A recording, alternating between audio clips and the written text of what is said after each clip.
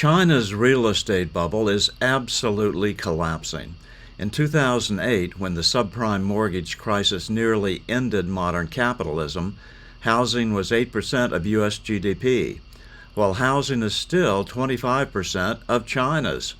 This is an epic meltdown, and it's just beginning. Meanwhile, in the United States, inflation is so high that the Federal Reserve is talking about raising interest rates further, choking credit out of the economy completely. Gold is perfect for this environment, but it's near all-time highs already. So I want to present a company called Gold Mining Inc., trading on the New York Stock Exchange under the ticker GLDG. The reason is that this is a company that trades at multi-year lows, extremely cheap. At the end of this video, click on this link in the description box. There's an entire presentation explaining how this company is effectively 80% or 90% more discounted than anything out there. If you're bullish on gold, I urge you to stop everything you're doing and download this carefully drafted report now. Good morning. I'm still reporting on the coup.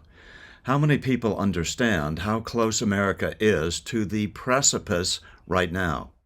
As we mentioned 2 weeks ago in SR 4197, and now other commentators are starting to agree, that the K Street lobbyists are trying to pick off just a handful of the weakest Republicans in order to elect a Democrat as Speaker.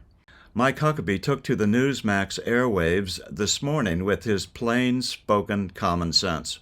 You know, there's a real risk. I don't think it's a huge one, but there is a risk that the Republicans could continue to splinter, and the Democrats would end up somehow getting 2 or 3 Republican votes and electing Hakeem Jeffries to be the Speaker. Now, can you think of anything more disastrous and embarrassing than Republicans unable to govern handing the gavel over to Hakeem Jeffries?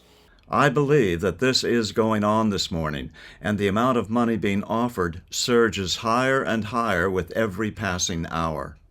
Nobody's going to get everything they want. That's how politics works. I always say the greatest political scientists in the world are the Rolling Stones, whose song, "You Can't Always Get What You Want," ought to be a real lesson for everybody. You know, you get what you can get, and you live to fight another day.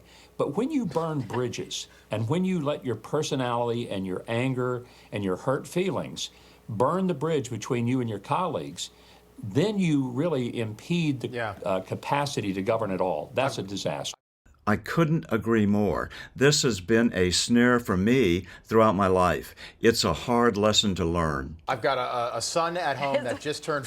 I know you were thinking the same thing. You get what you get and you don't get upset. You get what you get, Governor, and you don't get upset. Well, you tell your kids. Yeah, it doesn't work, but I tell them that all the time. Yeah. Jamie Raskin has been outspoken against Jim Jordan taking over. And I think, you know, if this whole thing didn't happen in Israel 11 days ago, this would be even worse for Republicans. I think the tragedy in Israel has given Republicans at least some cover. But as you know, we're now in week 3 without a House Speaker. Take a listen to Congressman Raskin yesterday.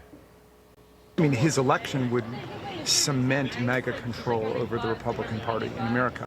I mean, his election would cement MAGA control over the Republican Party in America. So if we have Jim Jordan, according to Jamie Raskin, as Speaker of the House, we will have Make America Great Again policies back on Capitol Hill. Is that so bad? Yeah, and I say to that, I would say thank God. The fact that Jamie Raskin doesn't want Jim Jordan to be the Speaker is all the more reason that the Republicans need to rally around Jim Jordan and elect him. The last person I'd want setting the agenda for this country and for the House of Representatives would be Jamie Raskin, Hakeem Jeffries, the squad, and those other people who don't seem to want America to be great. Yeah. Quite frankly, we'd be in a much better place if we were living by the policies that we had under Donald Trump.